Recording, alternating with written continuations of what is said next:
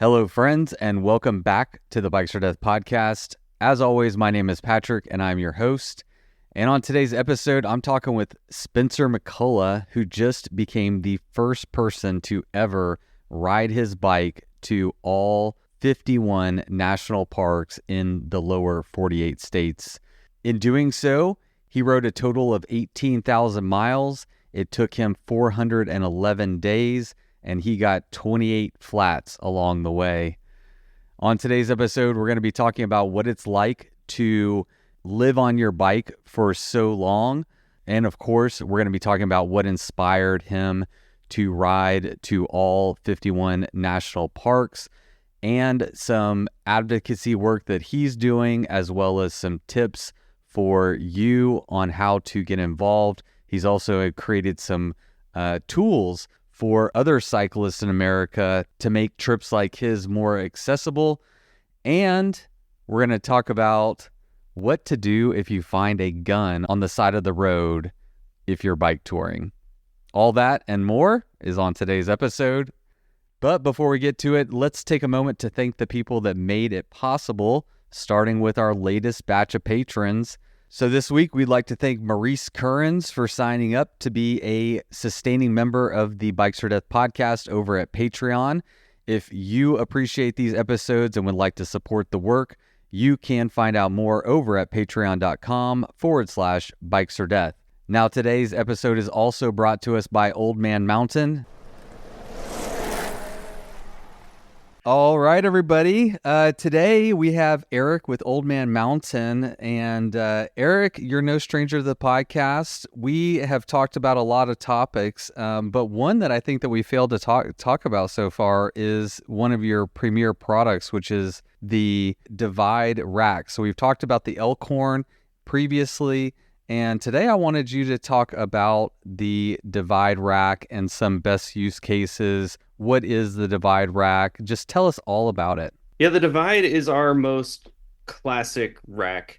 We started in 96, and if you look back at our original racks, the Divide is the closest to that. We've changed it over the years, we've refined it, we've always made little improvements here and there, but it's a traditional pannier rack with our twist that we can still axle mount it, put it front or rear, and do whatever you want. The big difference, if you're talking Elkhorn versus Divide, is going to be panniers versus cargo cages and just how much you want to take with you. When you're looking at an Elkhorn setup or some ultralight setup, you're usually talking about going for how many miles can you get in a day, how rugged's the terrain, like a real effort-based trip, versus the Divide and panniers, you're going for something that's more destination-based. And so you're trying to carry a little extra lunch with you, a little fancier cheese plate, which, by the way, the outer compression frame sheet we have in our Divide can be pulled out and used as a charcuterie board. Oh, pro tip. That's so smart. Yeah. But it's also gives you the flexibility for those trips. So like if you want to, pack a little fly rod with you or take a camp chair or a better sleeping pad, stuff like that, like you're going to have the room for those things. And then it's also great for longer trips where you don't have the same number of resupply options. So where sometimes you need to carry 3-4 days worth of food, that can be hard to just put into a couple small dry bags on the sides of an Elkhorn. And so the panniers and a larger rack overall of the Divide are really going to help you out there. Yeah, so if you are riding your bike to all 51 national parks, you might want the Divide Rack because you're going to be out on your bike for over a year and you're going to want to carry all the gear, and that might be a great rack for doing a bike tour like Spencer did on today's episode. Absolutely. Like it would be a little uncomfortable and slim trying to just pack it into some dry bags. Like I'm going to guess that he's probably got a little bit of extra electronics with him or something, that you're going to want that extra space. You're going to want maybe a camp pillow to take with you as well. Well, very cool, man. If people want to check out the Divide Rack and, of course, all the other products that Old Man Mountain has to offer for bike packing and bike touring, where can they go? And tell them about the discount code, too. Yeah, oldmanmountain.com. You'll see everything we've got. And then we've got a discount code for Bikes or Death that's Mountains or Death. Absolutely. Go check out oldmanmountain.com. Use that coupon code, get 10% off your order. and get out and go ride your damn bike. Thanks for coming on the podcast, Eric. Thanks for having me. And today's episode is also brought to us by a new advertising partner that I'm really excited about, and that is 7Mesh. So you'll know that for adventure cyclists, choosing the right clothing goes way beyond fashion. What you wear and pack for your bike ride, bike tour, or bikepacking trip can be the difference between being comfortable in the saddle for days on end or being miserable for days on end. With limited space and the potential for variable conditions, having the right equipment is crucial. And for me, that means comfort, durability, and versatility, which is why I'm proud to talk to you today about 7Mesh. 7Mesh makes performance apparel designed by cyclists for cyclists, and that is evidenced by their thoughtfully and sustainably crafted apparel line. Based in a small mountain town of Squamish, British Columbia, 7Mesh was founded by 3 of the team from outdoor clothing company Arc'teryx, including the CEO. The goal? To bring advancement to apparel seen throughout mountaineering to the cycling world. Fast forward 10 years, and 7Mesh has become an industry leader in cycling apparel and have become a favorite in the bikepacking world. Personally, I am in love with their long sleeve sight shirt for hot days in the saddle. I have found sun protection to be vital in enduring the hot summer days, and the sight long sleeve shirt wicks moisture while offering 30 UPF, keeping me cool and protected on the hottest days. For slightly cooler days and multi-day trips, their merino-based Desperado long-sleeve shirt is my go-to. It's versatile, lightweight shirt that, thanks to merino, is more odor-resistant than other fabric options.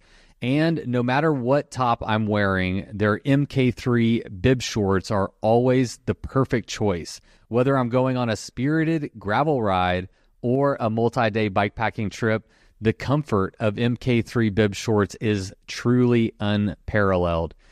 You can find out more over at 7mesh.com, and to make things even easier, 7Mesh is offering an exclusive BOD listener discount. Just use the code 7meshxbod20 at checkout to get 20% off your next order. Ching, ching, ching, ching, ching. The bills have been paid, and now it is time to get to my chat with Spencer McCullough. And one quick note, I always forget to mention this, but if you would like to watch this episode, you can watch it over at youtube.com. The channel is at Bikes or Death, obviously. And not only is this episode available to watch, but I have a huge catalog of other interviews that I've done that are posted on our YouTube channel. I always forget to mention that, so I just wanted to plug that real quick. And now, let's have Miles Arbor kick it off, as he always does, with the Bikes or Death theme song. You load up your bike, you ride away from home. You could be with your friends, or you could be alone. You ride for a day, or maybe more. You just love being in the great outdoors. Everything you need is strapped to your bars, including that new pillow you got from Santa Claus. And then you think, oh shit, to yourself. You left that super lightweight tent on the living room shelf. Bikes or death. Bikes or death. Podcast. All right, everybody, welcome. I almost called you. I know it's Scott McCullough, and so I keep wanting to call you. I get Scott a lot, actually. Do you really? Yeah, Scott and Sebastian. Oh, that's interesting. Well, welcome Spencer McCullough to the podcast today, man. It's a pleasure to have you. We've been chatting about doing this episode. I've been following along your journey, and you're just getting off a huge trip. And so first off, man, thanks for coming on the podcast. I'm excited to chat with you. Yeah, thanks for having me. Absolutely. Let's get nerdy about some bike talk and bike touring and traveling in the United States. As a way to kind of introduce the topic of today and before we dive into your trip, why don't you give us like a bird's eye view of like what this trip was? Yeah, so a couple weeks ago, I just got back from an 18,000-mile tour to all the national parks in the lower 48. I started in Florida, went up to Seattle, down to LA, and then up to Maine, sort of riding with the seasons as best I could. And this trip was a way for me to see a lot of places in the country I hadn't seen yet, to get out of town when I was feeling a little stuck, and to find my love for bicycle advocacy again. To find your love for bicycle advocacy again, where did it go? What happened? Many years of marginal progress and many setbacks just really burned me out. And I'd spent too much time focusing on sort of holding actions where you're just going out, protesting things that are happening, bike lanes getting removed, whatever it may be, like the folks are doing about the congestion pricing about face in New York right now, and not enough time building community and finding the joy in bicycles and introducing new people to bicycles, the bicycle community, and the bicycle advocacy space. Yeah. So essentially, were you were just getting frustrated with the slow progress that is, or even if there is progress, right? Like it's just it can be like kind of demoralizing to spend a lot of time advocating for something and maybe not seeing the results you were hoping for. Right, yeah, like during COVID with a lot of streets getting closed down, and turned into like pedestrian and cyclist spaces, we saw a big step in the right direction. And then as things opened back up, city of Denver, where I live and do a lot of my advocacy work, then removed a lot of those streets. And so, you make this progress, you get people excited about it, and then you lose it. And then projects taking 10 years, that should take a year, stuff like that. Yeah. So how did this trip kind of fill that void? Like, did it accomplish your goal of kind of reigniting your own passion for advocacy? Yeah, it did. When I set out on this trip, I got the idea from a New York Times article that I'd read, and they were talking about sort of philosophical problems that the National Park Service is facing as the climate changes. And in the article, they talked about Acadia in Maine and how the trees up there are not regenerating at a rate that will sustain the current population. And so eventually, as that area warms, the trees will lose out to shrubs and smaller vegetation. And so they were talking about, does the National Park Service bring a southern tree up that will thrive in what this area is becoming? Do you let it go and let it change as it's going to change? Just sort of kick those ideas around. So, that coupled with the fires we've been seeing out west, the pine beetle issues, all kinds of stuff, it gave me the idea to go see these places before they possibly burn, flood, change in some kind of way where I don't know them when I finally get to them when I'm 70, the way I knew them growing up, And so I didn't really have an advocacy plan. It was more of just space for me to go and enjoy riding my bike again. But as I was out there and had time away, had time to myself, that fire really reignited. And I got some ideas for projects that I could work on long term, that I could keep the energy for, that I think would move the needle on making our streets safer. So that's what I'm getting into now after this ride. Yeah. Well, that article that you mentioned, the New York Times article, I read that as well. Well, I hadn't read it until I was preparing for this episode, and I saw in that article in New York Times was like pretty sad. Like it was kind of a sad, sombering article, and to maybe summarize it for people who haven't read it, and I'll link to it in the show notes. Essentially, our national park systems have gone from preserve and protect to pivoting. And I think the pivot, and you might be able to speak more to this than I can, but maybe the pivot is still not yet known. The whole idea behind how to manage these parks is changing. Like, what do we do with these trees that aren't able to grow in this climate, because now it's a lot hotter than it used to be? Do we introduce outside flora that is more adapted to that types of environments? And anyway, there's all these kind of conversations that are happening right now. This is a relatively new like way to think about how to manage our national parks. And yeah, I don't know anything to add on that. I feel like I'm somewhat butchering that article. No, I mean, that's really it. The parks don't, this idea that everything's going to last in perpetuity as it exists by just keeping people on the trail, is not true. As the climate warms, there's a lot of external threats that are larger than the visitors to the park, that are going to change the way things look, whether we want them to or not. Yeah. And at the very end of that article, it said that, maybe that their approach from the beginning was a little off because change is always going to happen. I mean, that's just the way the world works. And so maybe their approach now is best defined by like, how do we work with the change, and what does preservation look like in today's climate, and right. So a part of your trip was to really just get to see the parks as they are now, knowing that Joshua Tree, like in the article, I think they said that, Joshua trees will be nearly gone in the next like 80 years, right? So like getting to see Joshua Tree National Park when it has Joshua trees in it, like that's pretty big.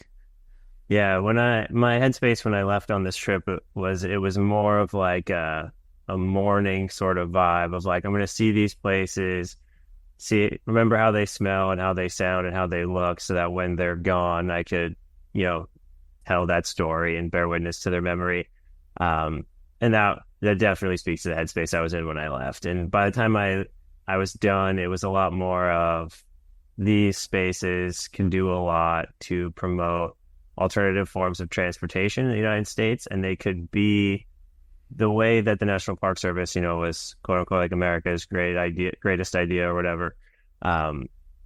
They could be a place that activates us in getting out of our cars. They could be a place that promotes the idea of public transit and gives people transit experiences who live in areas that don't have transit, that give you better cycling experiences, that help you change the way you think about your relationship with your cars and our current transportation infrastructure. So that's sort of where I ended the trip, and I'm excited about that opportunity. Yeah, awesome. Well, we'll dig into that more. I think national parks are something that we need to preserve, protect, and advocate for. I mean, they literally are our national treasure. We don't have the history that some other countries have, where there's buildings that are hundreds and hundreds and hundreds of years old. I mean, America being a newer nation is like, our natural spaces are like our crowning jewel, and it's something very special to America. And it's important that, we're involved and we're aware, especially as like outdoors people that want to go and experience these things. Like, we need to be in tune to what's going on and what we can do as outdoors people to advocate and to try to preserve our national treasure. So super cool stuff, man. Before we dig into all that, how long have you been home? When did you finish this trip? What was the last park you finished, and when did you finish? I got to Acadia. That was my last park on the 21st of May. 21st of May. So we are almost a month to the day. Yeah, so just about a month to the day, yeah. A month to the day. It was funny as I got closer, people were like, you're going to love Acadia. Acadia's great. How long are you going to be there? A week, 2 weeks? And I was like, I'm ready to go home. It is super beautiful, but I've been outside a lot in the last year and seen a lot of beautiful things. So I'm going to go hang out for a day, and then I'm going to head home. Yeah. Well, interesting. That was actually going to be my next question. So first off, like, how long were you on this trip? Like, how long did it take to do the whole start to finish? Was 411 days. 411 days. So a year and some change, a lot of change, a year and several months. And were you on the road the whole time? Did you break that trip up into different legs, or were you just out there on the trip the whole time? I took a couple breaks. I went to a couple weddings, and then I flew home for Christmas for like a week. So my plan when I started out was just to do the whole thing straight, but then I wasn't going to miss these weddings. And then once I'd done that, I was like, well, I might as well take a break and go home for Christmas as well. So yeah, that's how it panned out. Well, that's one of the things I was wondering is how has the transition been like into, quote unquote normal life? You've been back for a month. You've been you've been out on the road, out on the bike, out in nature, and kind of, I don't know, we're going to learn more about like how your day to day went, but like, you weren't at home with all your creature comforts and your friends and your normal routine. So has that transition back into like normal life been like a welcome thing, or are you finding that you're missing being out there on the road? Definitely missing the lifestyle. Luckily, my parents' house is near some canals, same style canals as like the CNO and the Gap Trail, so I can get out and ride those pretty easily, which I've been doing as much as I can. But right after I got off the bike, I met some friends down at the shore for Memorial Day weekend. Then I flew to France for a wedding. Then I came home and we prepared for a family reunion. So it's been a lot of like running around. And then the last few days, it's finally felt like, I'm not on a long break from the bike. This is it. Starting to sit down and look at future jobs. Before I started this trip, I was living in a van. It's how I saved up some of the money to take time off. And so now I'm modifying the van so it can store a couple more bikes in it.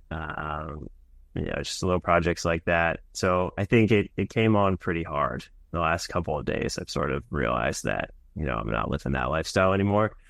Part of me is trying to figure out how I can get back to it. Maybe not for a full year, but a month or two at a time, something like that. Yeah. So is your MO with something like this to just, live frugally, squirrel away money, and then give yourself an opportunity, a window of time to go and do an adventure like this? Yeah, a couple of years ago, I decided I wanted to take a block of time off. I didn't know what I was going to do with it at the time, so I moved into a van, kept working full time, just cutting my expenses. And then during that period of time, I started mapping out this trip and thinking a lot more about it. Yeah. Why this trip? Was it just that article? Also, you were the first person to ever do this. So was that a factor in your decision making, being like, hey, I can be the first? Like, what made you decide? I mean, because obviously, like you were just saying, you're kind of open minded to just, you knew you wanted to do something. What made you say, okay, this is the trip for me? So first I wanted to do something, then I wanted to do something bicycle related. Before this, I'd gone on like 2-3 day tours. I was primarily a bike commuter. This distance, 18,000 miles, ended up being the same if you went from the same as the distance from Alaska to Patagonia, or the same as Lails Around the World ride right now. So there were a lot of other things I could have done with this distance, but those all felt really daunting because I had no cyclotouring experience. So I jokingly called this my Alaska to Patagonia shakeout ride, and that at any point, if I was over it or not having fun, I could just get on the Greyhound and go home. If it wasn't for me, my phone was going to work, the money was going to be the same, there was no language barrier. I had friends I was going to see along the way. So it seemed like, after I sort of weighed the pros and cons of everything, it seemed like pretty low commitment.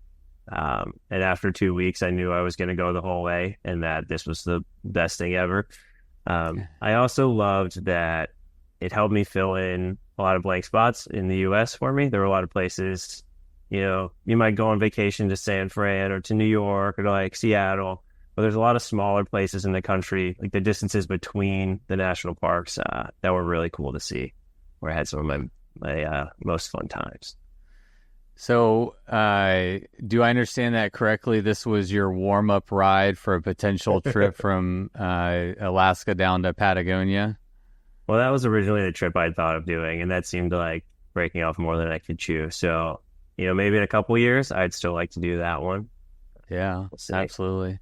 That's a great thought process. I mean, the way you put it, like, America's easy. Like, if you live here, you have friends, family, the transit system, the language, all those things. So the barrier, I mean, this is a huge trip, no doubt about it, right? So, I mean, there's lots of barriers. But in terms of taking on a large, multi-month, multi-year type trip, this is probably the lowest hanging fruit to kind of like cut your teeth. And like you said, if it doesn't work out, you hop on a Greyhound and you're home and it's fine, Yeah, and you wouldn't have finished. it's crazy to me that you could fit 18,000 miles in and only cross over your path like once, which I did in Knoxville. That's where I crossed over. Okay. But yeah, this country is so much bigger than it looks on the map. Yeah. That's what I realized. How did you I'm curious, like from the time that you said, okay, this is the trip that I'm going to do, to when you actually left, like how much planning and preparation went into it? And also in that question, like if you could talk about like how difficult it was or what your process was to actually create the route, to make this all, to like link this all together. So in creating the route, I took all of the national park visitor centers that I was going to visit, and I put them into this trucking software called Route XL. And then it just gave me the most efficient order in which to drive to all of those places. Then I tweaked it a little bit based on just like riding with the seasons and how long things were really going to take.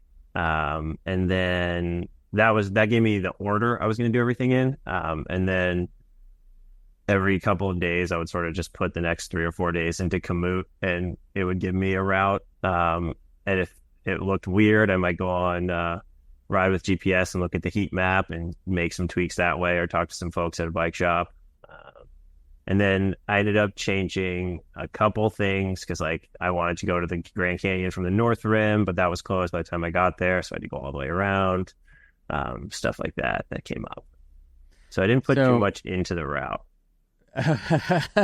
So you basically had a general idea, you used this trucking software, had a general idea of how to link it together, but then like in real time on the route, you were hopping on Komoot, talking to bike shops and kind of determining the actual route in real time. Is that?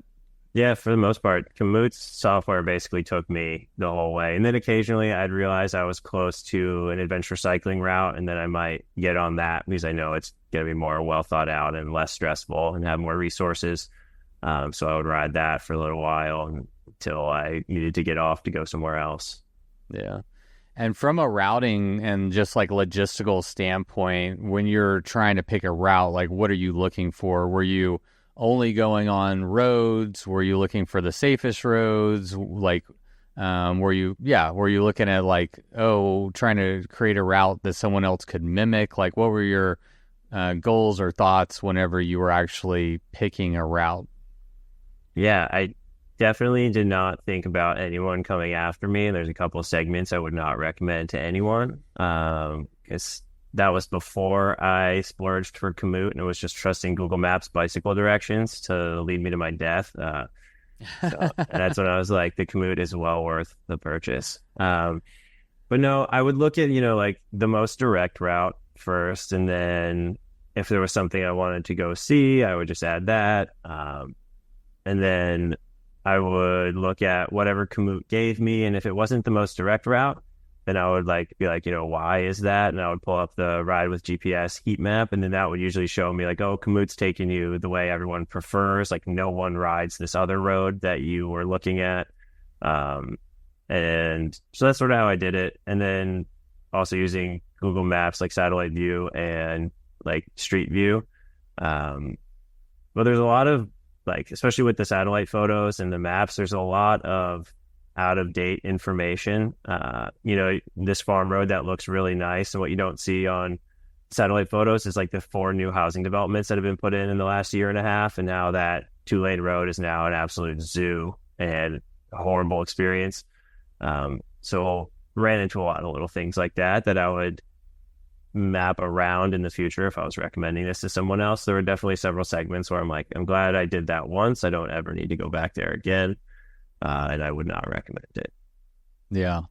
Well, that's one of my questions. Might as well touch on it right now since you brought it up. But yeah, who gets a 1 star or 0 star? Like, what roads do you remember that were especially dangerous, and scary on a bike? Yellowstone gets a 1 star. That was a pretty horrible experience most of the park. And I talked to the folks at Adventure Cycling when I went to Missoula, and they said that's the number one complaint they get for the Trans Am is the Yellowstone section. So that was unfortunate. A lot of the roads in Montana were tough because they're 2-lane roads with like an 85-mile-an-hour speed limit or whatever, and people are just ripping them and not, there's nowhere for you to go. So that was a white knuckle experience. The Desert Southwest as a whole is kind of funny because on one side, the riding is nice. Like you're on the interstate because there's no other roads that really connect these towns. And that's a 6-foot shoulder. It's usually pretty recently paved and nice. But on the other side, you're on the interstate, and that's really unpleasant. So the interstate's a funny riding experience because it's like loud and feels kind of scary, but is actually kind of low stress. I met a couple people that prefer interstate riding, which I thought was a strange preference. But there's something to be said for that, I think. And that's sort of that whole region, because a lot of areas in the Desert Southwest, the only thing connecting towns is the interstate. Yeah. Let's touch on that real quick. Yeah. I'm curious. My initial thoughts, obviously the biggest disadvantage is lots of traffic, lots of noise, cars hitting broken tires and they fly at you. Right. There's just a lot more going on. But on the inverse side, you have usually a really large shoulder. It's relatively flat, and there's more resupply points. And so what was the feedback you got from the people who were preferring that style of riding? Yeah, they all said that they didn't trust anyone to give them their space, and to basically they were saying, you're trusting someone to not be looking down and texting and sharing the road with you and actively driving. And they were like, I just don't have that trust. So I actually seek out the interstate because very rarely is someone driving in the interstate shoulder, There's a lot of pinch points, like if a truck's broken down in the shoulder, now you've got to time traffic and actually get into a 75-mile-an-hour travel lane and pass the truck. You've got the exits that you sort of have to time, and some people don't, signal when they're getting off the interstate, so you've got to sort of read all that. You got the wires from the semi-truck tires and stuff. And so while it's loud, if it's not super windy, I actually found it to be all right. If it was very windy, that can become stressful, because especially if you have a crosswind, a really hard gust can blow you into traffic. And when the semis drive by, they create like a vacuum that sort of sucks you towards the road as well. So you're definitely fighting a lot out there if it's windy. But no one's going to just run over you from behind, most likely. So that's kind of nice. Yeah.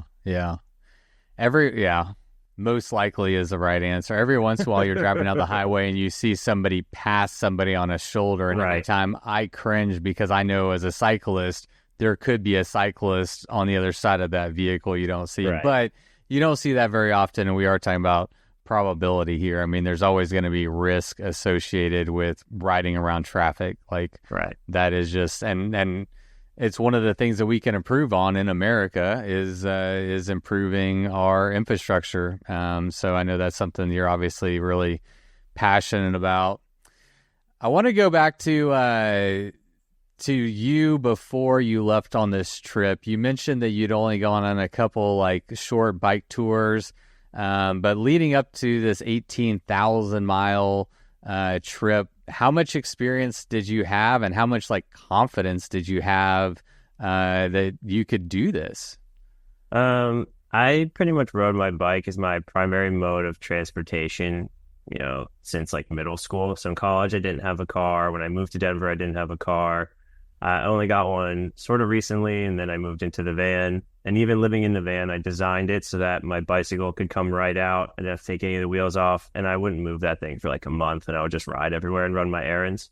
And then fitness-wise, I came to this trip having trained for the Leadville 100 foot race and another 100-miler and Steamboat.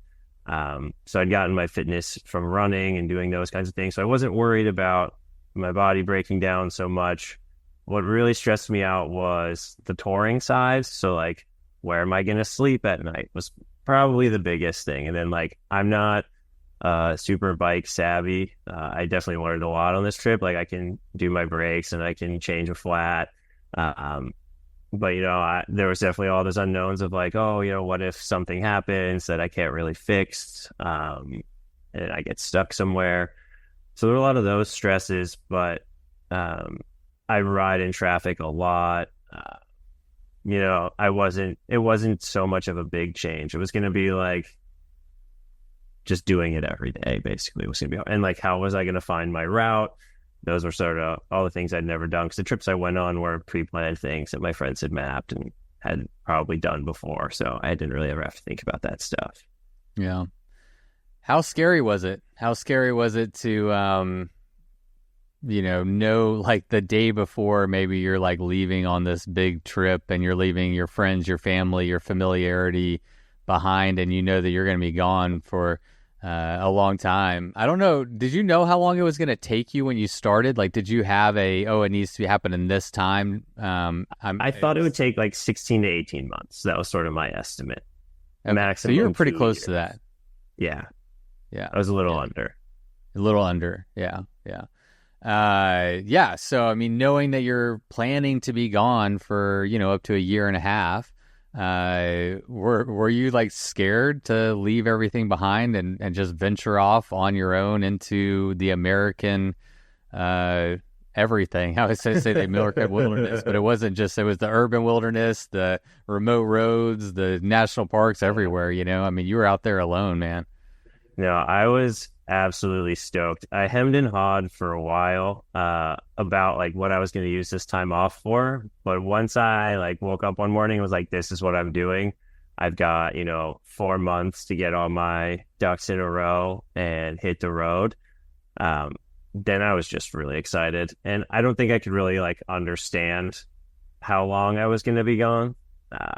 Yeah, I was just sort of focused on like, I got to get to Florida to start this ride, and I'm really excited. For better or worse, it's easy for me to focus on the short-term stuff like that. And then the first 2 weeks into the ride, it sort of just felt like I was on vacation in Florida, because I rode from Miami down to Key West and then eventually all the way up. And it was just every day riding along the beach, being in Florida. And so after about 2 weeks, when I finally got out of Florida, I was like, oh, I'm not on a beach vacation in Florida. I'm actually on this long trip, and I'm going, because like I'd been to different parts of Florida before, so there was a familiarity there. But once I was like in Georgia, I was like, I've never been here before. This is all new. And it took about 2 weeks for my butt to stop hurting. I went chamois free on this trip because keeping a chamois clean was just going to be too much work. And it also took about 2 to 3 weeks for me to lose the baseline stress I had about where I was sleeping. Because when I first started out, I was looking for organized campsites, which in Florida was actually quite easy because they have a no turn away policy at all their state parks. And so they didn't even know how to put me in the computer. So they were charging me the day use bike fee, which was $2 to camp like on the beach, which was awesome. So if anyone's thinking about it, I recommend going to Florida. It was actually a pretty fun ride. But then as I started getting to Georgia and those things weren't as much of an option, I started, camping behind churches and down Forest Service roads or logging roads in the woods. And after, a week or two of no one bothering me, I was sort of like, oh, okay, this is normal. This is just how I live now. And that stress sort of faded. Yeah. Yeah, that's actually definitely one of the things I wanted to talk to you about is like where you were sleeping. I think one of the downsides of America, like bike touring in America, is we're not as established for bike touring and bike travel in America as other countries are. And we're also bigger. It's a huge country. So there's great expanses in between this resupply and this town and all this kind of stuff. And so I was wondering, like, what was your approach and where did you wind up sleeping? And so, and the other thing about it is, like, you can't, on a trip this big, you can't plan like, okay, I'm going to ride to here and then I'm going to sleep here. And then the next day I'm going to ride to here and sleep there. There's so many variables. So you don't even have the option for that planning. You're just at the whim. So yeah, I mean, you spoke a little bit about it, but can you break down like on a day-to-day basis, like how you're making those decisions on where to sleep? Yeah, by the time I was getting comfortable with it, in the morning I'd wake up and I'd look at Google Maps and I'd see, where are these campgrounds, private and public campgrounds? What are those options? Is there anything on iOverlander about some little road where someone slept and didn't get bothered?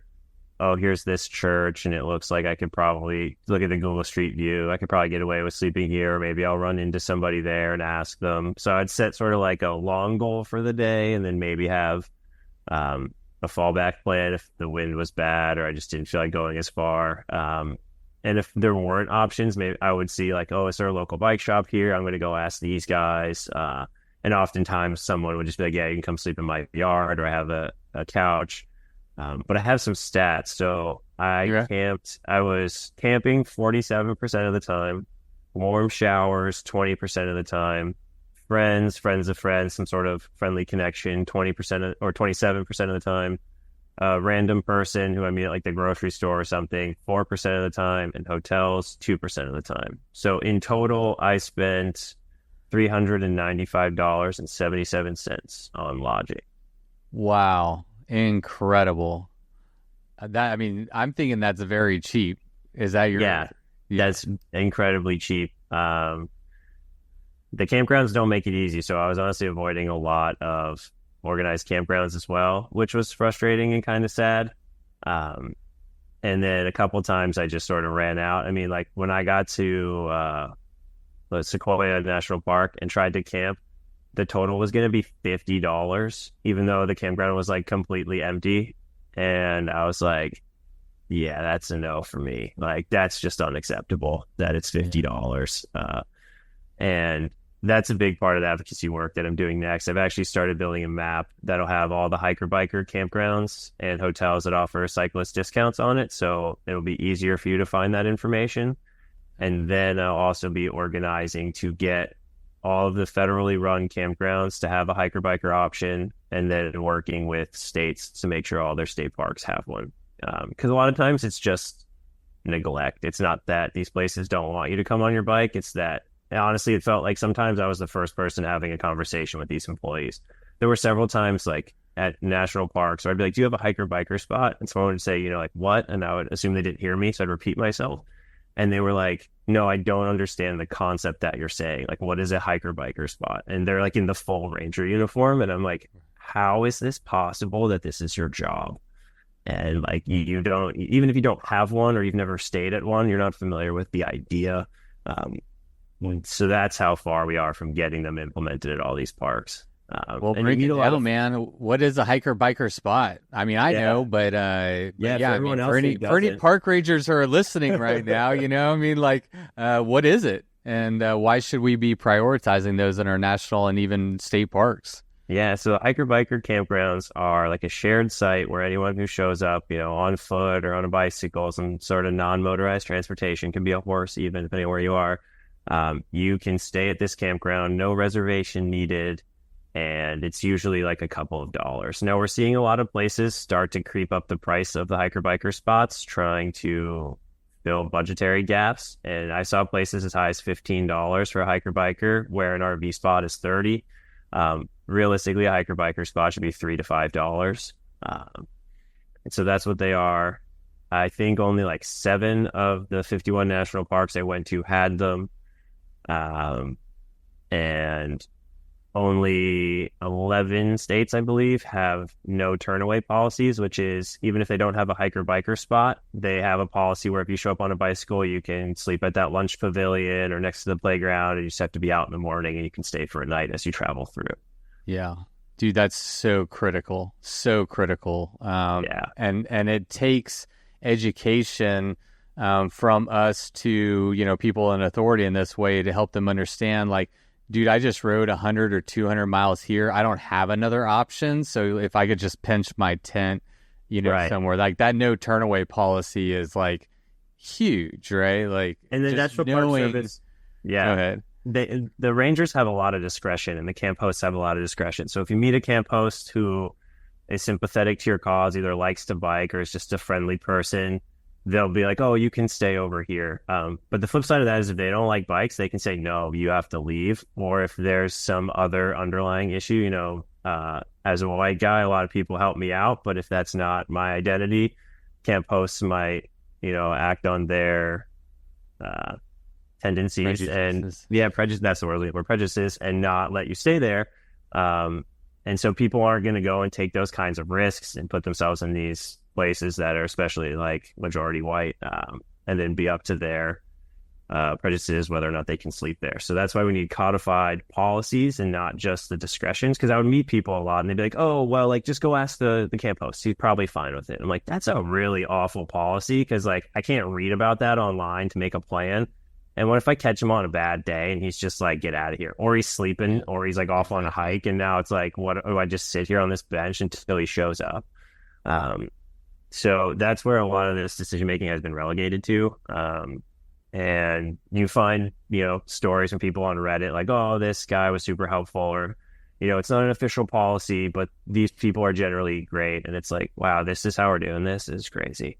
Yeah, no, I love that. I mean, I don't love that that's the policy, but I love your initiative to codify and solidify these as rules and help educate the parks on the value of them. And then also speaking to like the article that we referenced at the very beginning of, the environmental aspect or impact and aspect of what climate change is doing to our national parks, and how hikers and bikers are absolutely a part of the solution for that. Right. And, and then you add on, everybody knows that car traffic in national parks is a huge issue. I mean, it's, motorists hate motorists, right? Like right. Nobody is enjoying it's a major problem in our national parks. And so these are all great solutions that benefit, us as cyclists and outdoors people, but also the parks themselves and their own initiatives, right? So it feels like I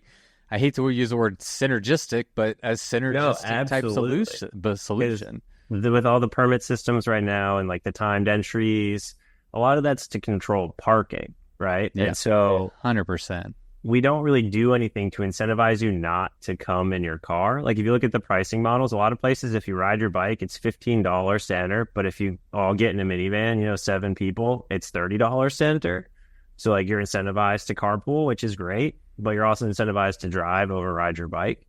And this is also an issue for like through hikers. Like I met a lot of folks in Yellowstone and they have to pay all these fees and they're on this tight schedule. I had a friend do the People's Trail, John Muir Trail, and they got done a couple days early and there was nowhere for them to legally stay in the valley. And it's like, hey, if you walk in here, there should be a place for you to use your 14 days peacefully and, without having to jump through all these hoops. And I also want to see the idea of the hiker-biker spot expanded to hiker-biker shuttle, because some parks are doing a good job with their shuttles. Like you could take a bus from Fresno up to Yosemite Valley. You can take yards around inside the park. So like if you take the bus up, it should be a couple dollars a night for you to stay up to your 2 weeks, and you get rewarded for leaving the car at home because you don't need to make these reservations 8 months in advance, and it's cheaper. I think this idea that you drive to the park, that you pull all your stuff out of your car, you throw it on the ground, you have this big car camping experience, is going to be on the way out. When it works, it's beautiful and it's fun, but we're running into sort of the constraints of that system. Most of the park is geared towards that, right? Like they've got parking spaces for RVs, they've got dump stations in the park, they've got all these campsites for cars. But then the hiker-biker spots, most people who use them can attest to some like absolute afterthought in the corner. The whole space is like slanted. And I'm just asking for like 2 to 3% of the space to be for people who aren't driving. And that's going to be a radically different experience for so many people. And if those spaces are always full, then we talk about taking more RV spots away. But I would have nights where I'm sitting there next to an RV that's running like a generator, watching satellite TV. And I'm like, they paid as much to be here as I did. And that's insane to me. Yeah. And they're detracting from your experience. So you paid a premium to sit next to somebody who's watching an NFL game on full blast and drinking beers and playing pickleball in the driveway or whatever. And it's a different experience, and I don't want to. I think advocating for our national parks and state parks is a wonderful thing, and I think everybody. I mean, it is for everybody, right? And if that's the way that you immerse yourself in the outdoors, okay, fine. Yeah. My hope is that you get introduced, and then maybe you take it a next level, and maybe you like bring a tent next time, and you know what I'm saying? It's like it can be an entry point into the outdoors, and that's cool. But like, there's a major distinction between the two different ways of like enjoying. And we call that camping, and we call what I was doing camping. So like clearly that's not the same thing, and we need different words. But if people want to do that, that's fine. It just shouldn't be like I shouldn't be subsidizing that lifestyle on my bike, and 99.9% of space shouldn't be allocated for that. If we want to make it 90% of the space, that's still a lot, but giving us 10% for non-motorized and for people who are taking public transit to get there would be an entirely new experience. And it would give people the chance to try something new. And if it is awesome and it works, then maybe we talk about taking more space for that kind of recreation.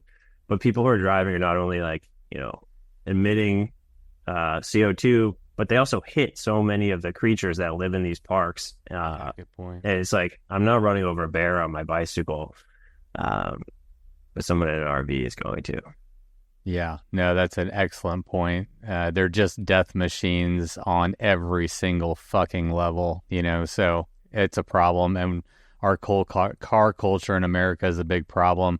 And I want to pick this conversation up a little bit later in this episode because I have some more kind of follow-up questions. Yeah. But I do want to kind of just get back and hear a little bit more about your trip. And we were talking about your camping and where you slept and how all that went. And I'm wondering if you have any, I don't know, what's the craziest, weirdest, scariest place that you slept on this trip? Weirdest place was in Hot Springs, Arkansas, where Hot Springs National Park is. So I was there. It was one of, I think, 2 national parks in the totality of the eclipse.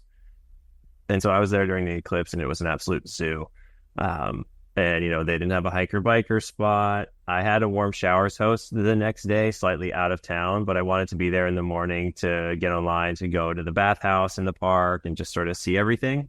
So I talked to a guy who ran a pedicab service while he was hanging out trying to, solicit fares, and asked him where I might be able to camp. And he gave me some pointers on like some woods.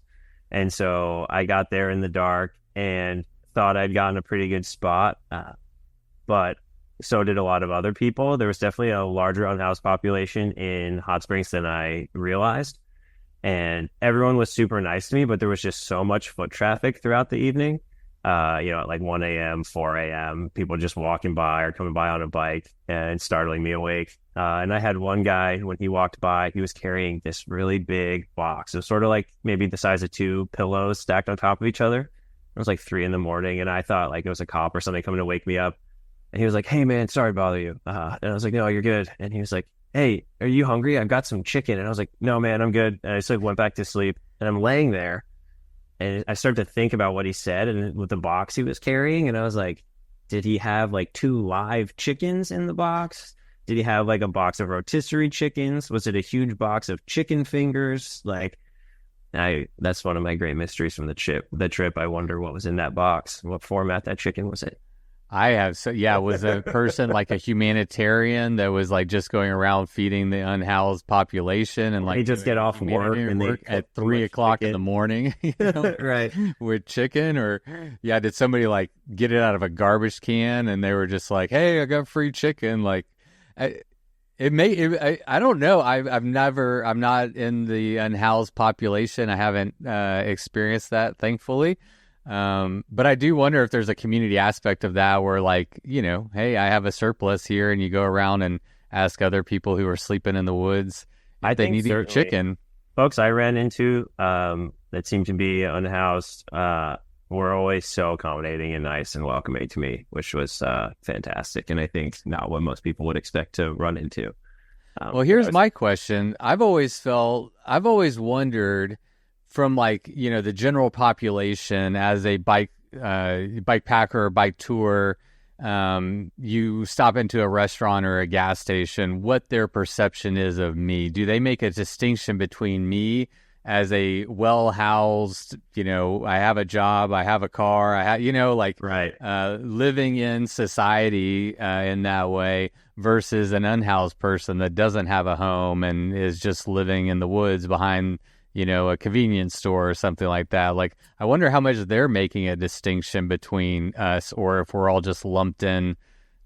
I definitely got lumped in a lot. There were people that treated me pretty poorly, which I was like, this is quite sad way to go through life. And then there were other people, when I would ask them for directions on where I might be able to camp, they would direct me to the homeless shelter. And I'm like, no, I'm not here to use your town's resources. I'm asking can I go to the baseball field? Is anyone using it today? So there were definitely people who understood and people who had no idea. Yeah. Baseball field, meaning you were looking to sleep in the dugouts, I assume? Yeah, exactly. Right in the dugouts. Yeah. Pro tip for anyone who hasn't heard that one before. That's a classic. Watch out for flooding in the dugouts. You can tell if it rains, and some of them get water right through the bottom based on dirt pooling down there. So just take a look before you commit if it's going to rain. Oh, that's smart. See, man, we're learning from a veteran. Another question I had was how you held up physically. I mean, I think you said it took you 2 weeks to kind of ride yourself into the ride, and something that you hear a lot on long bike tours or bikepacking trips is you ride yourself into fitness. Mm-hmm.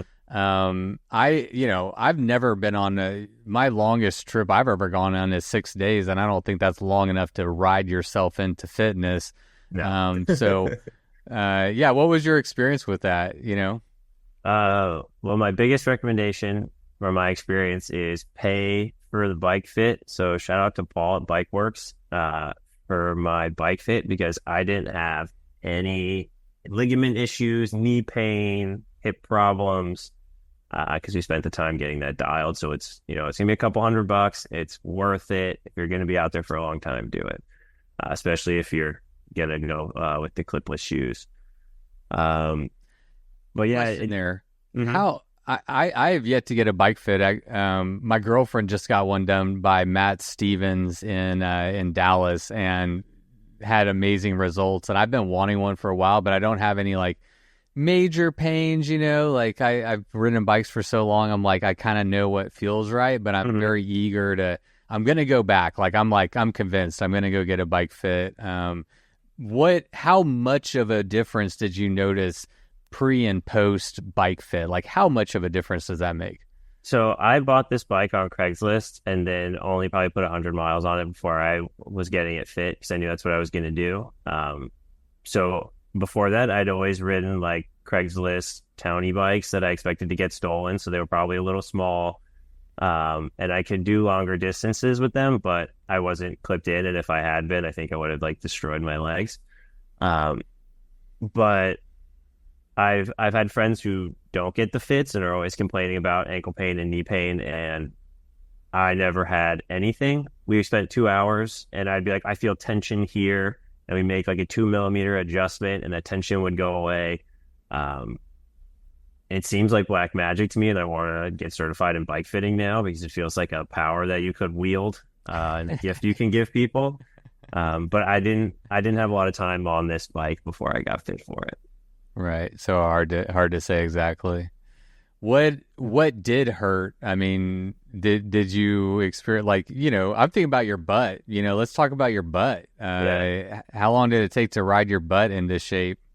Yeah, that was about 2 weeks. And I was riding an Ergon saddle. They're lower end, $60 one. I didn't go with the Cult of Brooks because I didn't want to have to maintain the seat and not get it wet. But the Ergon saddle was awesome.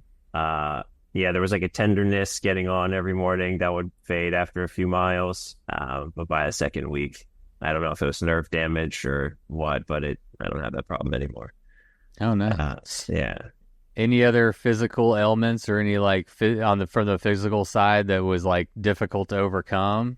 Well, I was super skeptical on gloves. So I'm a big, I'm not going to buy the gear until it's proven itself. I've run into the problem that the gear solves. And so bike commuting, I'm never in the saddle for that long, so I've never had like hand fatigue. But oh man, after like the 4th day of riding without gloves, I started to get the cyclist palsy, which is where you like stress the nerve in the palm of your hand and you lose the ability to like grip things with strength. So like I couldn't even generate enough force to clip my fingernails. Like I had to put the fingernail clipper on a table and use like my shoulder. Wow. And so then I was scared that I'd like cause permanent damage or this was never going to go away. My trip was over. So I read online that that's what gloves help prevent. I got gloves and like a week and a half later, I was back to normal. And so now I ride with gloves all the time. What about aero bars? Did you have them or did you wind up installing them at any point on the trip to help with that problem? Yeah, I put aero bars in shortly after that as well because I was like, let me just get off my hands. And I had them through the middle of the country, which was great because it's pretty flat.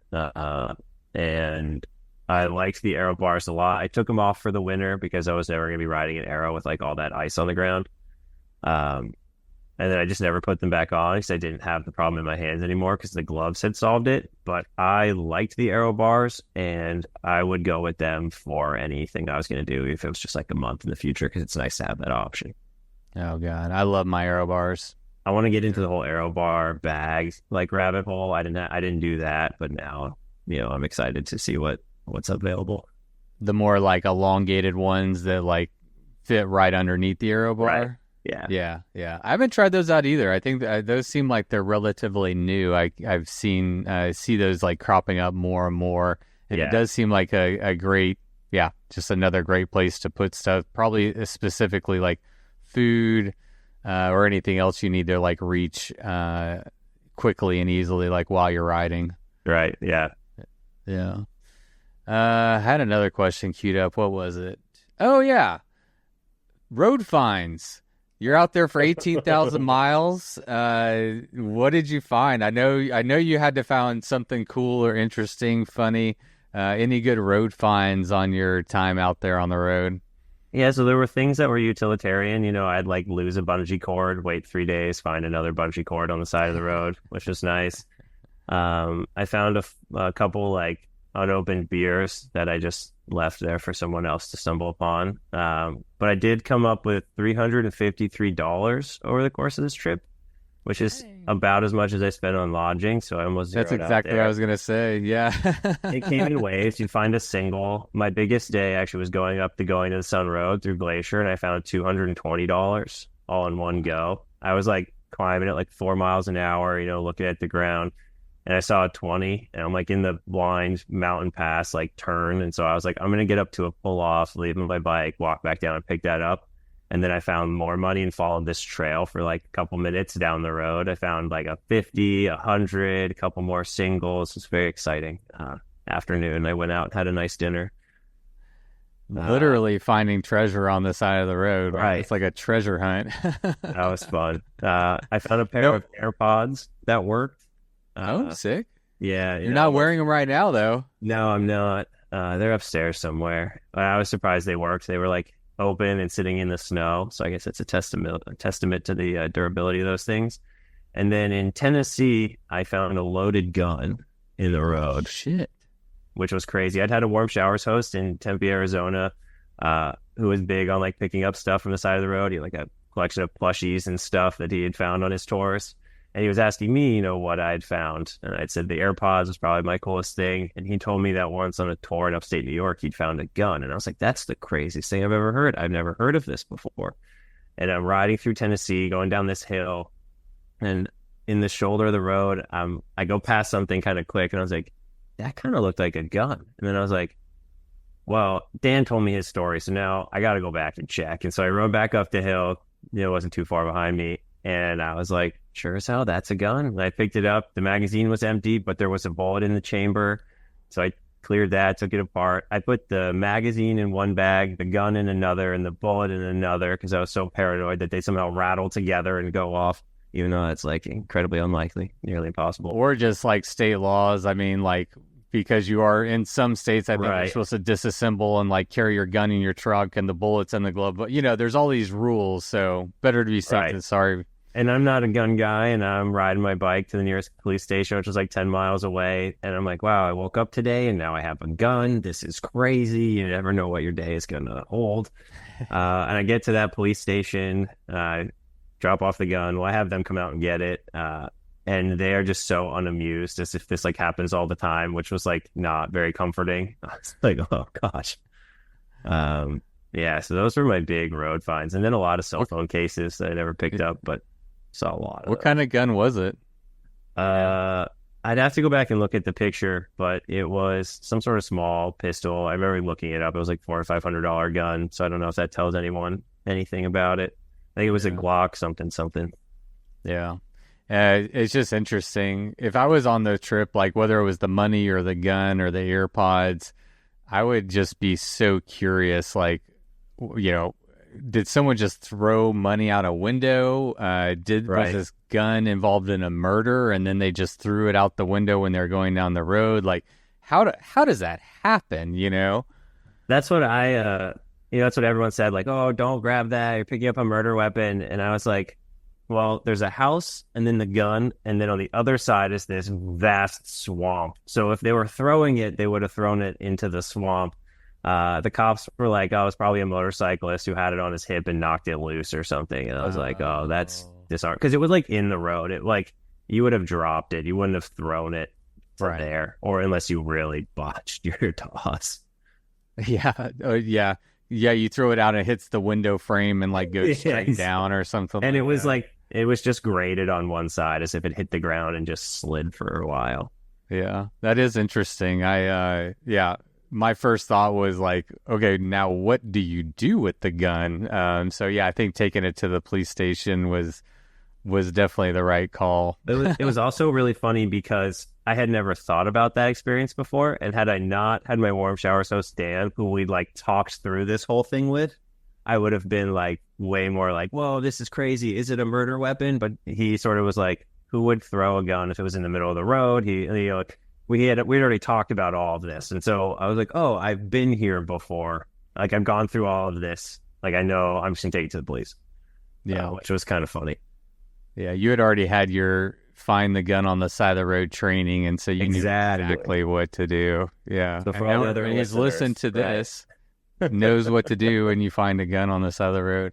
Totally unrelated, but I was just in a wedding, my sister's wedding. I was a groomsman, and they gave me a knife as a groomsman gift. Yeah. And it didn't occur to me until like I was driving up to the airport that you can't take a knife on the airport. So I have a video of myself. I like took the knife in my hand and took a video and just like threw it into a trash can at TSA. But anyway, I wonder how many people do that with guns. They're just like, oh shit, there's like just a bunch of guns and knives and TSA trash cans all over United States. I had ridden with a bunch of people, from Europe and stuff that I'd met who were on tour. And when I found it, I was like, man, I just wish I was riding with some Europeans so I could just be like, yeah, this happens all the time. I'm totally unfazed by this, and give them this great cliche American experience, even though it never happens. Totally blow it off. Like, oh yeah, just another gun. Find these all the time. Exactly. Scare the fuck out of them. Right. What about any mechanicals, man? That's a long time. You were on a Surly Straggler, is that right? Mm-hmm. Yeah. So how'd everything hold up mechanically during your trip? It came in waves. Overall, the bike was great. I bought it on Craigslist, and I didn't look too closely at the wheel set, so I'm pretty sure the rear rim had some cracks in it. I also probably should have gotten a burlier wheel set for my weight, like what I was carrying, how big I am. And so the first 4 months were plagued by a series of broken spokes. I had 6 in all.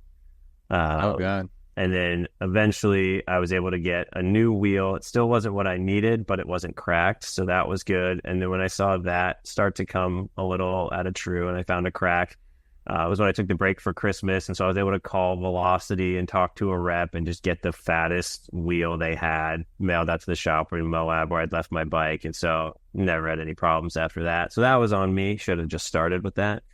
And then in Texas, I was on a farm road, and I got a flat. I pull over to change the flat. I go to take the axle off, and I had because I had the dynamo hub, it had come with not a quick release, I had to unscrew it. And I went to take it off. I turned like a quarter turn, and the other side of the axle where the spring is just shoots off into the grass. And I was like, wait a minute. And I look at it, the axle had sheared, so I couldn't put the cap back on. So now I just can't get the wheel back on to go anywhere. I pull up Google Maps. It's like an hour drive to the nearest bike shop. And I'm just like, all right, I guess this is what I'm doing. So I call them to make sure they're open, that they have what I need. And I'm talking to the rep. And at the end of the call, he was asking me a bit more about where I am. And he was like, oh, that's 5 miles past the town I live in. I can just bring it to you after work if you want. And I was like, that'd be great. So I just sat there in this field for 5 hours. Eventually the guy who owned the house at the hill came down and chatted with me for a little bit. And then sure enough, he showed up with the axle, put that on. We hung out for a bit. And then there also happened to be a little town run campground 4 miles away by this lake. So I had somewhere to go. It worked out perfectly. It would have been the biggest failure of the trip. And it turned out to just be a really slow, chill day. Yeah, with some trail magic and sprinkled in. Right. And then the other mistake I made was I should have gotten new tires when I was leaving Las Cruces. Instead, I didn't. And so I rode basically from Las Cruces all the way across Texas to Austin on these sort of at the end of their life tires that I had. And I was getting 3 flats a day because even the most benign piece of gravel could catch one of the many gashes in my tire and just pop the tube. So that was pretty frustrating. From Denver to Austin was only a couple thousand miles in the zigzag path I took, but I more than doubled the amount of flat tires that I had. That was self-inflicted. By the end, my tire had 3 boots in it and was totally wrapped in duct tape inside, but I made it. Any thoughts on running tubeless versus tubed for, long bike tours like this? I've never owned tubeless. I wanted tubeless because it's new and kitschy and sexy, but it's not that new. Yeah, new to me, I should say. It's everywhere now. It's starting to become the default on the bikes you get off the floor, tubeless ready now. Yeah. But I think it's more trouble than it's worth for road touring. The Schwalbe Marathons do a fantastic job. I rode the first 5,000 miles without a single flat. But I think stick with what you know. If you have tubeless and you're comfortable with it, ride it and you'll have a great time. If you don't have it, you don't need it. Yeah, fair enough. All right. Let's start rating some things. What was your favorite and least favorite national park? All right, least favorite is pretty easy. That was the St. Louis Arch. That became a national park in 2020, I believe, 2021, something like that. So that's one of the newer ones. And it's quite silly. It should not be a national park. Yeah, I don't know this one. Is it just the Arch? Yeah, it's just the camping? Arch. There's no camping. It's in downtown St. Louis. It's just a standard city park with the Arch in it. It should be a national monument. That's what I was thinking. National Park Service said it should be. That's what it was. But there were a lot of people who donated to revamping the museum and the Arch who had a vested interest in it getting on, the list of places to visit, because when you're on that national parks list, you're going to get millions more visitors than you would otherwise, and it's good for business. So I'm skeptical of most places now that are pushing for a national park in their area, because if you actually enjoy the nature, this is probably a kiss of death that's going to really change the area beyond what you're looking for. I think there's certain circumstances where it's probably great, but I think a lot of times now at the point we're at, it's like a local money grab opportunity. It's just a tourism boost. Yeah, so it's a way to potentially get more, I'm unfamiliar, but I'm just guessing more government funding if you're a national park, and then like you said, more tourism boost to the economy for people to come check it out. Is that the incentive? Yeah, I think the park's budget is so low that you probably won't even get much more money. You probably get some more resources, but you're going to get on the lists. All the people that when they retire, they want to go everywhere and fill out the passport and do everything. You're on all these checklists now, right? So in order for people to complete it, even if they don't want to go there, if they're close to completing it, they're going to go there. So, that brings a lot of money to your area. Yeah. Yeah. All right. Yeah, I'll skip that one too. I mean, I'd like to visit it, but not because it's a national park, right? Like, yeah, I'd like Right. to go if I'm in St. Louis, I'll be like, yeah, let's check it out, but not as a way for me to satisfy my desire to see all the national parks, which I think is like a goal that a lot of people have before they Right. die. It's like, yeah, I want to check off all those on my list. So, all right, what was your favorite or favorites? I'm hoping it. Yeah, I bet it's hard to pick a favorite. Yeah, that's the first question I usually get from everyone.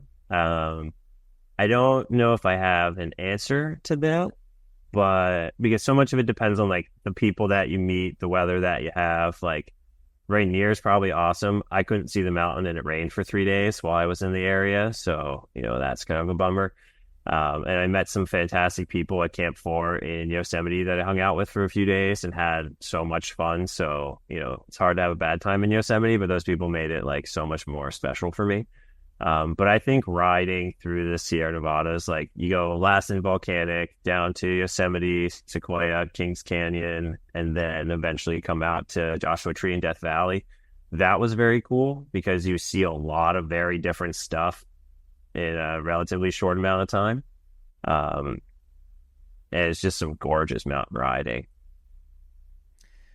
Here's another way to look at it. If you had to pack up and leave tomorrow for one of the national parks that you visited, what's the one you want to go back to? Either because it had bad weather and you want another shot at it, or just because it was so amazing that you just want to experience it again?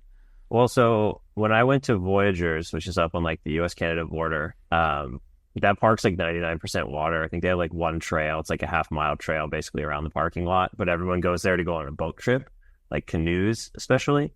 I would like to go back there and go canoeing in the park and in the Boundary Waters park as well. I was up in that area for a few days and had never been up there before, and had a Warm Showers host who took me out on his boat, and that is an incredibly beautiful and special place that I'd like to spend more time in. That wouldn't be a bicycle trip. But if I had to go back somewhere, if I had to go somewhere and work for a season, like I could find myself in the Tetons. That's pretty special. Or somewhere in California, one of those parks. Maybe the Joshua Tree. All right, good. I got an answer out of you. I saw somewhere on the internet, someone asked you what your favorite was, and you said I don't have a favorite, but I was like, I'm gonna get it. I'm gonna get an answer out of them. I gotta give the people what they want. Yeah, this is high quality journalism happening right here, folks. So you've ridden all over America, man. You've toured all over America, 18,000 miles, 41 national parks, right? I got 51. Right. 51. There we go. Yeah. What is your overall takeaway about the road culture in America, the infrastructure that we have in America? I don't know. What are we doing right? How terrible is it? What is your overall takeaway? One of the biggest takeaways I've gotten is that it doesn't, like, there's nowhere, you can't say like the North is doing great and the South is doing poorly or whatever. It really is, there are pockets. Some of the most rural areas where people are driving the biggest trucks, I had like the nicest interactions with people. I got close passed by a Prius with a coexist sticker on the back, the same way someone in like a lifted Ford is going to pass me. So I couldn't even start putting people in categories based on what they were driving, which, is nice to see, but frustrating when I'm in a black and white mood and just want to be cranky. I think what I learned the most for me moving forward is that from an advocacy perspective, a lot of times people will say like, what do we need to do? And there is no like, oh, if you follow these 3 steps, you do this, you do that, you do the other thing, things are going to get better. It is such a hyper local problem down to, the town, not even like the county or the state.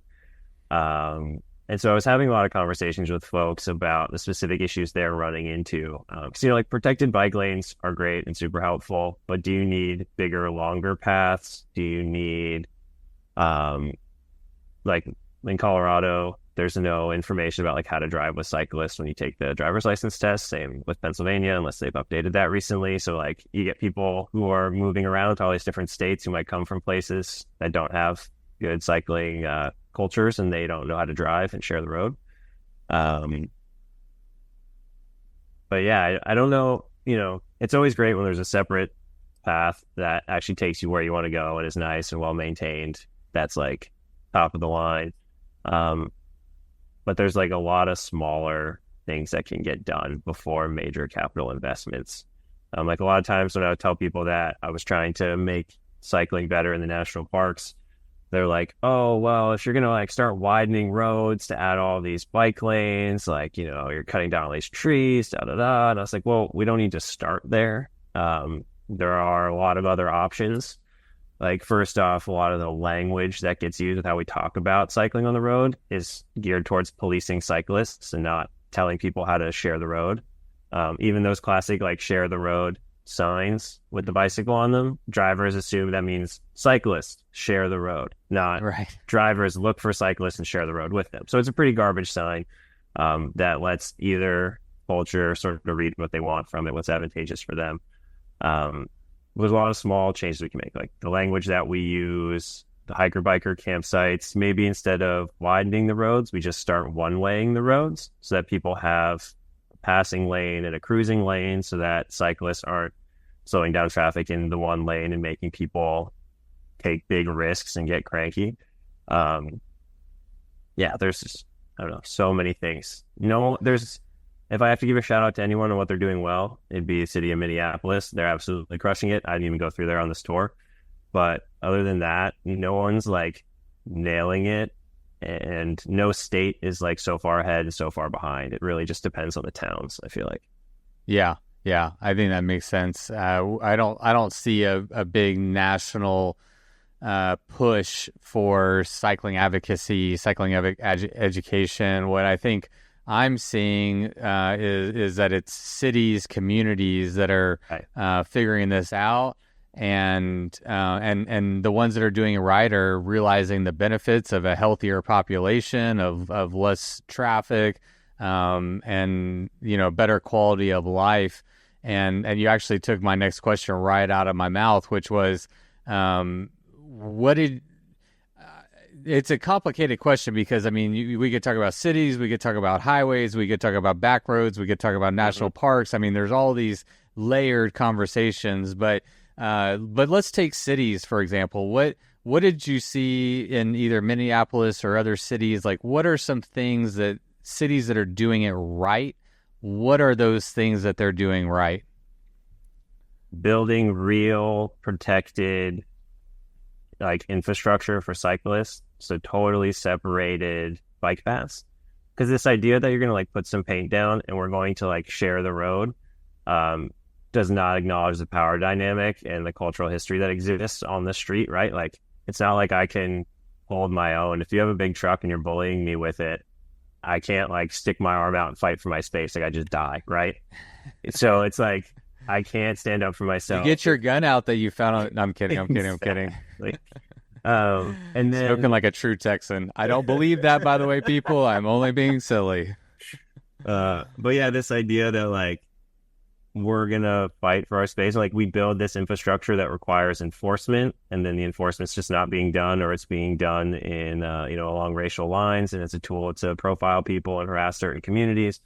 So cities that are doing it well, they acknowledge that parked cars are just people storing private property in the public right-of-way, and sharing the road actually looks like using the road space for cycling and for biking and making those physical improvements.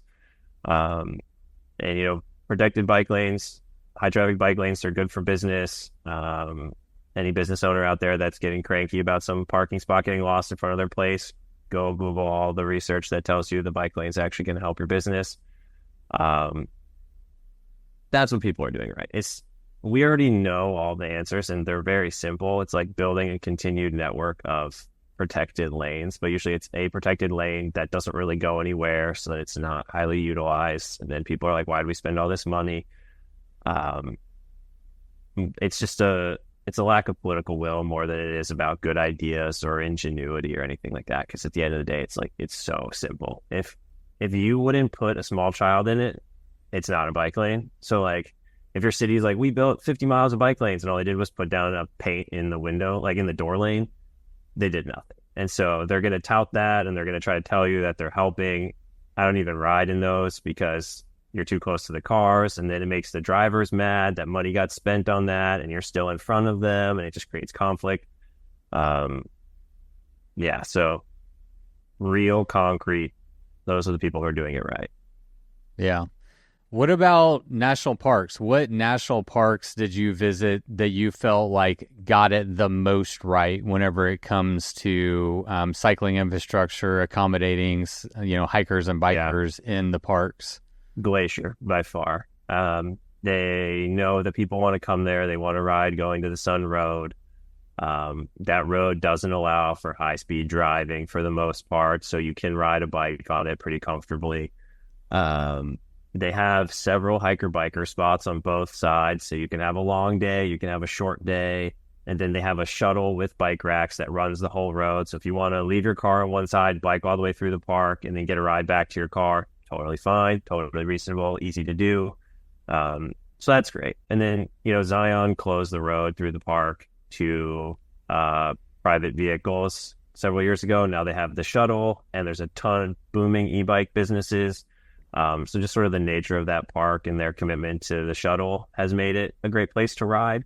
Funny enough, one of the conversations I had there, so like getting to the park is still kind of tough because you got to ride from St. George up the hill. It's like 40 miles, I think, on this 2-lane road. And at the height of the season, it's a very, very busy road. So they're actually building a bike path from St. George to the park that will be totally separate from the road, which is awesome. But they also just raised their camping fees to $45 a night. So I think they're the most expensive park now in the system. And they're spending all this money on the bike path. And when I was talking to them, I was like, oh, so in this redesign of the entrance to the park and the campground, like, are you going to build a hiker-biker spot? And they were like, a what? And I was like, guys, unless someone wants to put down a 90-mile round-trip day or they're paying for a hotel, like, you're going to miss out on a lot of utilization and activation. So it's the bicycle infrastructure not being thought all the way through. Like the same way that no one would drive these roads if there weren't gas stations everywhere to like fill up your car. Like you need the support along the way. So that was an eye-opening conversation. But I'd say those are the two parks that are really doing the best work right now. And I'm curious, how often are you having conversations with park rangers about your initiatives, your experience? Like, was that part of what you were doing? It was trying to engage with them and have these conversations, both to probably learn what they're doing and then also educate them on what you're doing. Was that a component of your trip? More so it was like a fact-finding mission than like trying to convince them of anything. So I would go in there, I would fill out the comment card that goes to the superintendent with my complaints about how they're not accommodating cyclists. I would go in there and ask about hiker-biker campgrounds because I found a few places where the policy is like known to the rangers but not written anywhere on the website. I would get, the little magazine or newspaper that they have and the map, and I would go through and read how they talk about cycling. Death Valley did the best job on their newspaper where they had all these rides, how long it would take, elevation profiles, like all this information for cyclists, which was cool. But they also don't have hiker-biker campgrounds. And the response I got from the superintendent was like, we're doing so much. Look at our newsletter thing. And I was like, that's great, but like we need the full experience to be, accounted for. So I usually wasn't talking to rangers too much. I was just asking them a lot of questions and taking notes. Because, those aren't the guys who make policy decisions and they don't care. Yeah, absolutely. They're overworked and underpaid, so they're just trying to get through the day. 100%, 100%. Yeah, I have friends in the park rangers and stuff, and it's a tough business to be in. They're not getting paid a lot, and there's a lot on their shoulders, and they are in charge of protecting our public lands and trying to do good work. You don't get into that business because you don't love our public lands, but I think we're putting a lot of weight on their shoulders, and what we really need is policy change, and we need funding for our national and state parks. And so that leads me to my next question. I mean, where do you go from here? Like, what do you do with all this information you gathered, this experience that you gathered, the platform that you're getting from accomplishing this? And then after that, let's talk about like what we can do as community advocates as well. Yeah. So the next big step. So it's funny, when I first started out on this project, I didn't think I'd be doing anything advocacy wise specifically around the parks. I've always come to cycling from like how do I make it safer to ride to the grocery store, ride to school with your kids or whatever. But really, changing the road culture, we're going to have to attack that from so many different angles. And I realized that when people come to the national park system, and they're on vacation, they're in a malleable state, you can teach them new things. They might rent an e-bike that they wouldn't otherwise do and have a great day. You can also teach them leave no trace principles and how to like put out a campfire correctly. And people learn all these new things because they're open to new stuff, because they're possibly in spaces they haven't been before. And they're like, what are the rules? How do we do things? So in there, we could also put information about how to share the road correctly. And we could start putting in language that talks about cycling as a legitimate form of transportation. We could start incentivizing that. So maybe people are like, oh, I'm on vacation. Let's, rent bikes from the outfitter and go on a bike packing trip. And they're going to drop all of our stuff off for us. And we're going to have a good time, that started leading me down this path of like, if we use the platform of the National Park Service and we advocate for this language, we're going to be reaching millions of people and their kids who are very impressionable to this kind of stuff. Like if, give 4 feet to pass a bike was in the junior ranger program, next time someone's dad passes a cyclist too quickly, a little kid from the back might trip up and say, Ranger Rick said you got to give him 4 feet. And those sort of things change behaviors. So that's where I started getting this idea of like, we need to get a federal program or like a federal policy that's basically like every federally run campsite. So that's like Army Corps of Engineers, National Park Service, BLM, what have you, has a hiker biker spot. And the hiker biker spot is going to be like $2 to $3. And I come to that number because if it's $30 to camp in your RV, and then you have the senior discounts, now it's $15. And then, grandma and grandpa bring their 3 grandkids on a trip. That's 5 people at $15. That's $3 a head. Why am I paying 10 to 15 on my bicycle? So to sort of keep the pricing sort of correct and the incentives correct, it needs to be $2 or $3 a person. And plus, I like what you're envisioning is kind of like a hostile type campsite where like travelers from all over would take up like a small space. Same way if you would stay in a hostel in Germany or France or something like that, you're just sharing a house with 30 different people and you're paying pennies on the dollar. That's kind of the concept, right? Right. So the shared sites like usually hold about 8 people. So what I'd like to see is all federally run campgrounds have a hiker biker spot. They have this policy like clearly advertised on their website, or it's just a known federal policy, like every camp host knows this, so you're not running into this issue. Like I know a lot of folks run into problems at state parks with no turnaway policies because not every employee gets trained on that. And so they'll be like, oh, well, it's full. And you're like, okay, but you have a no turnaway policy. And they're like, I don't know what that is. You need to leave. And that creates a lot of problems for people. I've read a lot of stories on Reddit, and I've heard it from people I met on the road, which is a bummer.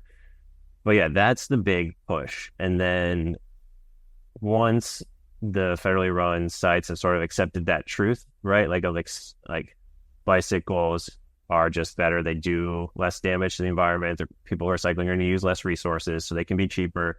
Then you can start making other decisions that way of like, do we encourage people to start taking the bus and offering them the same incentives? And then do we take a few reserved car spots and make them for people who take shuttles? Do we look at like one-waying the traffic on our loops so that there's more space for people to bike? And then also people who are coming to the parks and vacationing, even if they're not necessarily bike camping themselves, if they're seeing big signs about how to drive with cyclists and they're seeing in the literature language geared towards them about how to actually share the road properly, they might go home and have learned something new. And for me, this is a project I can work on for a long time, and I know I'm going to have the energy for, and that it will move the needle a little bit. I don't know how much. You never know what straw breaks the camel's back until you've laid it up there. So this will also be really fun to work on. A big thing I'm doing is building a map that has all of the hiker biker campsites on it. So a lot of this information is buried deep in state park websites and stuff, and it's not easily searchable in Google Maps. It's not maintained. Like, I'm going through the Oregon and California sites right now, and you can filter on their websites, but even those filters don't show you all of the information that's actually there. You find from other people on Reddit that these other parks that aren't listed also have them. And that'll be like an ongoing project that lives, in perpetuity, that people can contribute to and that people can update as they're on tour, so that we all have this information. And it's kind of like an overlander, the iOverlander. Exactly. It's like that and warm showers together, specifically for the cycling community. So I'm excited about that. And then that'll be a good tool once it's full and has users. You can go to small towns, that are in blank spots on the map, and approach their chamber of commerce and be like, hey, we can put you on this website. 10,000 people a day look at it or whatever when they're planning vacations. This is a small investment you can make in your community to bring a lot of people in who are going to spend money in your downtown. And that'll be a fun tool to use to have those conversations, and to also go to state parks and to go to the federal government with as well. So I'm excited about that. I should have the West Coast stuff all up this weekend, which will be cool. So where do we find that resource? So right now it just lives on my blog. It's map.onelongtrip.bike. It's a little clunky, but I'm just focusing on getting the information on the map. And if it's worthwhile information for you, you can pinch and scroll your way through on your phone right now, and it'll work. But right now I just have the CNO Gap and the Empire State Trail in New York. And so most of the West Coast will be added this weekend for people doing the Pacific Coast Bikeway. Yeah. So that's a project that you can work on, and obviously get community support for people to add to, fill in the map, what other places do I not know?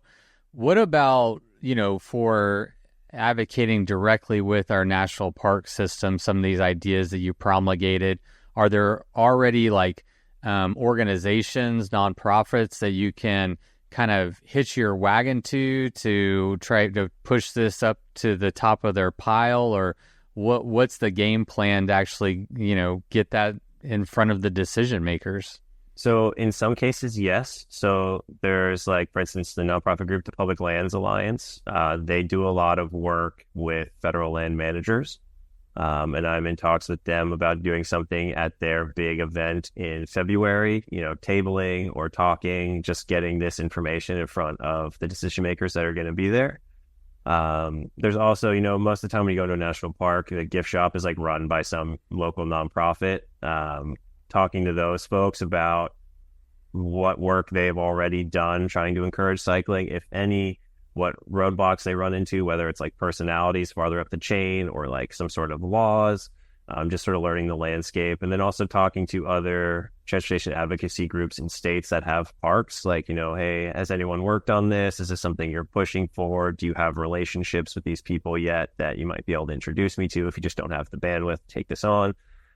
So as I build out this map, there will also be resources of hey, this is what we're looking to do. If you live in these areas, can you please email these people, or, maybe join these groups, and just help people get more organized in that way, find places where they can plug in. I love it, man. So good and so needed. And I think, anyone in the cycling community owes you a debt of gratitude for kind of championing this idea and, taking action, man. It does take people to be leaders and to champion ideas, and for other people to kind of get on board. And so what is your call to action for anybody who's listening to this podcast? How can they support your work and what you're trying to accomplish? This is going to take everybody's help. It's not going to come from the top. It's going to come from us getting organized and pushing for these things. So if you live in an area that is lucky enough to have a transportation advocacy group of any kind, it could be buses, pedestrian, cycling, go to those meetings. Those people are doing really important, serious work, and they could use your help. If you don't have time and they take donations, consider donating to help them. But there's a lot of people in your community that you don't know about that are getting those bike lanes put in and keeping them there that you enjoy. So find those people and help them out. Go to the map. If you've got any information, there's a place for you to submit stuff. If you have, an itinerary from a tour that you went on and you kept those kinds of records, please send that to me. If you're going on tour this summer, please keep this in mind, and submit that information. That would be incredibly helpful. And if you're big into the national parks and recreating on public land, I also suggest reading Dispossessing the Wilderness. It's a book about the founding of the National Park Service. And there's a lot of language that we use and problems that we run into that are sort of rooted in how the Park Service was established and what it was originally used for, which is dispossessing people of their land. So definitely check that out. It's a good thing to be aware of if you recreate in these spaces a lot. Yeah, I haven't heard of that book, but I'm eager to read it about it. One of my favorite books about our national parks, or just really about advocating for our wild spaces, is Desert Solitaire by Edward Abbey. Have you read that one? Yeah, 60 years ago, he said no cars in the parks. There's like a whole diatribe in that book. So I'm not telling you anything new. This is not like a radical idea. We just need to get more organized and make it a reality.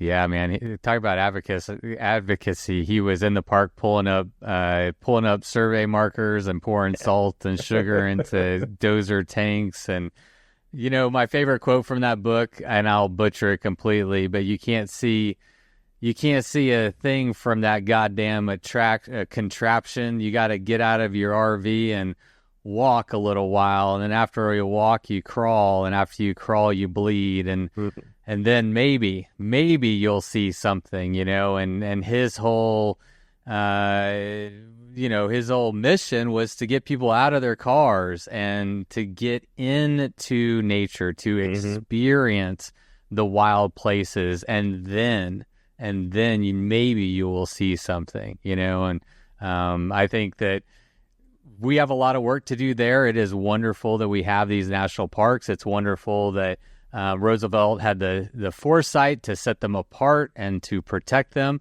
and we are lucky to have them. But it's something I've talked about on this podcast before. Just because they're there doesn't mean we get to sit back and relax and everything's groovy, right? Like the advocacy efforts still need to be ongoing, and there's opportunities to get involved with our national parks, with our local communities for bike lanes and bike safety and bike education. I mean, there's just so many things that we can be doing, and it does take a village, man. So I want to thank you for coming on and lending your voice and your experience to this important conversation. And yeah, man, I appreciate you coming on, and stoked that you had a great trip, man. I mean, a huge success. Thanks. 51 parks. And 51 parks, 28 flats, and you did it, man. Yeah, sorry, what were you going to say? Can I say one more thing? Please. When you go to these places, if you go to a campground and they have a comment box and they don't have a hiker-biker campground, fill out the comment cards. We like to bitch to each other in this community, but these complaints often don't make it out to everyone else. A lot of times people are like, you're the first person who said this to us, and I'm like, there's 800 people on Reddit who are complaining about it. So like, we need to log those complaints. And when you fill out those comment cards and you send the emails, especially to the national parks and the federally run sites, they can't just throw that stuff out. They have to catalog it, and if it gets enough complaints, it moves its way up the ranks, and then they have to address it. And most of the complaints they get is like, this toilet smells bad, or like, there's no parking here. And a lot of rangers I had tell me, they were like, if you get enough complaints, and it can really be like 30 to 40 complaints, like you will be at the top of the list, and they will have to address it in these meetings. And so, it feels like you might not be doing anything when you do that, but you are. And the people who are doing the advocacy work in whatever capacity they're doing it appreciate when you take the time to do that, because it gives us stuff to point at when we're making cases. Yeah, no, that's actually a great tip, and something that I didn't quite realize, but it's essentially their system. The park system is, they do read those, and if they get enough of them, they take action on them. So it behooves us to leave helpful reviews and comments, not bashing or anything. I think, the narrative should be like, hey, this was my experience, and maybe here's an idea on how it could be improved. And it kind of related to what you're talking about, but it makes me think of there's an Instagram. I think there's a book about it too, but there's an Instagram page that has all the funniest quotes from people who are complaining about national parks, like the grass was too tall, or it was too hot outside, no cell service, that kind of stuff. So I bet that speaks to a lot of the types of comments that they're used to getting. And so probably getting a legitimate feedback, like, hey, I'm a park user. This is my method of travel. I think that you have a great opportunity here to attract other cyclists and hikers. And here's some of the limiting factors. Here's some ways they could be improved. I mean, whatever it is, but some real honest feedback from outdoors people, I think, would go a long way. And you might not think it. You might think you throw it in a box and they throw it in a trash can somewhere. Right. And so the fact that they actually read those and take action on them. And always say that you want an email response if that's an option, because then it just gives you the satisfaction of knowing that they addressed it. Even though I get those emails a month or two later sometimes, but it's still, they had to write a letter and address it. So someone had to read it. I love it. Yeah. What else, man?